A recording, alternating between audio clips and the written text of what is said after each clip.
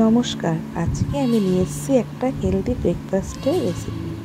এটা হচ্ছে একটা ডিমের পরোটা, ভেতরে হচ্ছে ক্যাপসিকাম, তারপরে পেঁয়াজ, পনির, চিজ দিয়ে পুর দেওয়া। এটা খেতে যত টেস্টি, দেখতেও দারুণ। কেমন দেখুন তো। এটা বাচ্চাদের টিফিন নিয়ে গেলে পরে ওরা পেটও ভরবে, সাথে ওদের পুষ্টিকর জিনিসটাও খাওয়া হয়ে যাবে। অনেক সময় বাচ্চারা সবজি খেতে চায় না, সেই জন্য আমি এটাকে বানিয়ে দিই আমার ছেলের জন্য। এর জন্য প্রথমে আমি 2 কাপ আটা নিয়েছি, তার মধ্যে একটু নুন দিয়ে দিলাম আন্দাজ মতন। তারপরে ওর মধ্যে আমি 8 চামচ বেকিং পাউডার দিয়ে দিয়েছি। তারপরে একটা ডিম আমি ফেটিয়ে ওর মধ্যে দিয়ে দিলাম।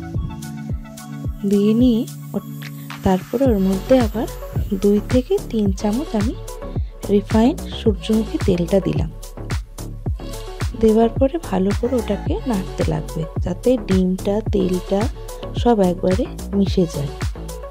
যেটা বলছিলাম আর কি, আমার ছেলে এমনি ক্যাপসিকাম, আমার ছেলে মেয়ে এমনি গোটা ক্যাপসিকাম রান্না কিছু করে দিলে খেতে চায় না। তাই জন্য বুদ্ধি খাটিয়ে আমি তো বললাম, দেখি তো এটা করে দেখি কেমন লাগে খেতে। যখন করে দিয়েছি ওরা বলছে, মা খুব সুন্দর খেতে হয়েছে তো। তাই না, চল ভালোই হয়েছে। যখন ওদের ভালো লাগলো তখন ভাবলো আপনাদের সাথেও এই রেসিপিটা একটু শেয়ার করি। এটাকে খুব সুন্দর করে মাখতে লাগবে, যাতে ডিমটা ভালো করে আটার মধ্যে মিশে যায়। দেখেছেন, এরকম করে মাখবেন। খুব সুন্দর করে মেখে নেবার পরে ওটার মধ্যে আমি এমনি একটু জল, এটা আমি উষ্ণ করে রেখেছিলাম, ওটা দিয়ে দেবো। ভালো করে নাড়াটাড়া হয়ে গেলে পরে ওর মধ্যে আমি জলটা দেবো। জলটা আগে উষ্ণ একটু করে নিই। হ্যাঁ, জলটা উষ্ণ হতে হতে এটা আর একটু সুন্দর করে মাখা হয়ে যাচ্ছে। আর আপনারা কোথার থেকে দেখছেন অবশ্যই বলবেন, কিন্তু কমেন্টে একটু জানাবেন আমাকে। এই যে দেখুন, দরদরা মতন হয়ে গেল তো। এটা হাতে নিচ্ছি যেমন একটা বেশ হচ্ছে। এবার আমি যে উষ্ণ জলটা রেখেছিলাম ওটা দিয়ে দিলাম। দিয়ে এটাকে নাড়াচাড়া করে মাখতে লাগবে। খুব একটা সফট হবে না ডোটা, একটু শক্ত শক্তই রাখবো, কারণ বেশি নরম হয়ে গেলে পরে আবার মুশকিল আছে। একটু শক্ত শক্ত করে ডোটা, এই যে ডোটা মেখে নিয়েছি। মেখে নেওয়ার পরে এটাকে আধ ঘন্টা আমি রেখে দেবো। তার মধ্যে আমি তখন ওগুলো সবজিগুলো কুচি করে নিই, পেঁয়াজ কুচি, কুচি। ও আর একটা কথা, এর মধ্যে রাখার আগে আবার 1 চামচ তেল দিয়ে দিলাম, তো জিনিসটা আরও সফট হবে আর কি খেতে। এবার এটাকে আমি রেখে দিলাম। এই যে সবজিগুলো আমার কাটাও হয়ে গেল, পেঁয়াজ, পনির, তারপর একটু আলু, একটু ক্যাপসিকাম, একটু গাজর, সব কাটা হয়ে গেছে। আর এই সবজিগুলো না আমি একটু সেদ্ধ করে নিয়েছিলাম, কারণ একদম কাঁচা দিলে পরে এটার গন্ধ একটা বেরোবে, সেই জন্য আমি একটু সেদ্ধ করে নিয়েছিলাম। এরপরে আটাটা যে করেছিলাম তার থেকে একটা লিচি কেটে নিয়ে এটাকে তেলের মধ্যে নিয়ে ভালো করে এবার গোল করে বেলে নিচ্ছি। বেলা সুন্দর করে বেলা হয়ে যাওয়ার পরে আর একটা কথা, আমি এর মধ্যে একটু চিজও নিয়েছি, কেন বাচ্চারা চিজ খেতে ভীষণ ভালোবাসে। তাই দেখছেন, ভুলে যাচ্ছিলাম, আগে তো সস দিতে লাগবে। সসটা আগে আমি দিয়ে দিই এর মধ্যে। 1 চামচ সস দিলেই হয়ে যাবে। সসটা ভালো করে, পুরোটাতে না, অর্ধেকটাতে সসটা দিলাম। দিয়ে নেবার পরে উপর দিয়ে পেঁয়াজ কুচি, একটু ক্যাপসিকাম, আলু, গাজর, পনির আর গ্রেট করে রাখা যে চিজটা ছিল ওটা আমি দিয়ে দিলাম।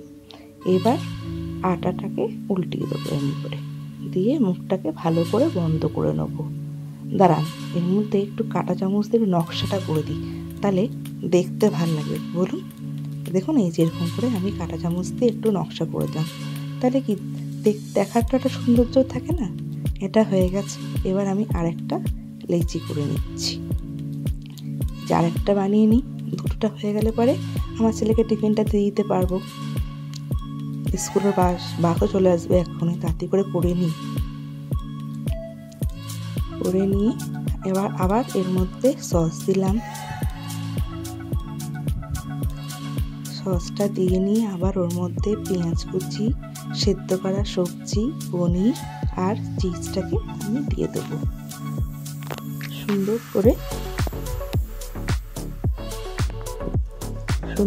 দিয়ে দিলাম। সকালেই টিফিনে কি দেবো এই একটা চিন্তা আমাদের সব মায়েদেরই একটা থাকে, তাই না বলুন? যে সকালবেলা ঘুম থেকে উঠলে পরেই মনে হয় ছেলে মেয়েকে কী টিফিন দিই, কী টিফিন দিই, এটা ওরা পুরো ফিনিশ করে আসতে পারবে। এবার এটাকে আমি রেখে দিলাম। এই যে আমি একটা যেটা আগে করেছিলাম না, ওটাকে আমি ভাজতে দিয়ে দিচ্ছি। এই দেখুন তেলের মধ্যে আমি ওটাকে হালকা অল্প একটু তেলের মধ্যে ভেজে নিচ্ছি। এটাকে এবার উল্টিয়ে দেবো। কিছুতেই এটা উল্টায় না, দেখুন তো কি সমস্যা সত্যি। দাঁড়ান একটু কায়দা করে এটাকে উল্টাতে লাগবে, কিছুতেই এটাকে উল্টাতে পারছি না। দাঁড়ান তো, হ্যাঁ এই যে পেরেছি এবার উল্টাতে। আমি এটাকে উল্টানো হয়ে গেছে। এবার সুন্দর করে এই পিঠটাকেও লাল লাল করে ভেজে ফেলতে হবে। এই যে আরেকটা আমি দিলাম, দেখেছেন তো আমি একদম অল্প তেলে করছি, কারণ বেশি তেল খাওয়াও তো শরীরের পক্ষে ক্ষতিকারক না, তাই জন্য আমি অল্প তেল করে করছি। এই যে দেখুন কেটে নিয়েছি পিস পিস করে। এবার টিফিনটা দিয়ে দিই। এই যে আমার তৈরি হয়ে গেছে ডিমের পরোটা, ডিমের পুর ভরা পরোটা। কেমন লাগলো রেসিপিটা অবশ্যই আমাকে জানাবেন। আর যদি আমার রান্না আপনাদের ভালো লেগে থাকে তাহলে আমার চ্যানেলকে সাবস্ক্রাইব করে নেবেন। আর অবশ্যই কিন্তু কমেন্টে আমাকে জানাবেন যে এটা কেমন লাগলো আপনাদের। টাটা।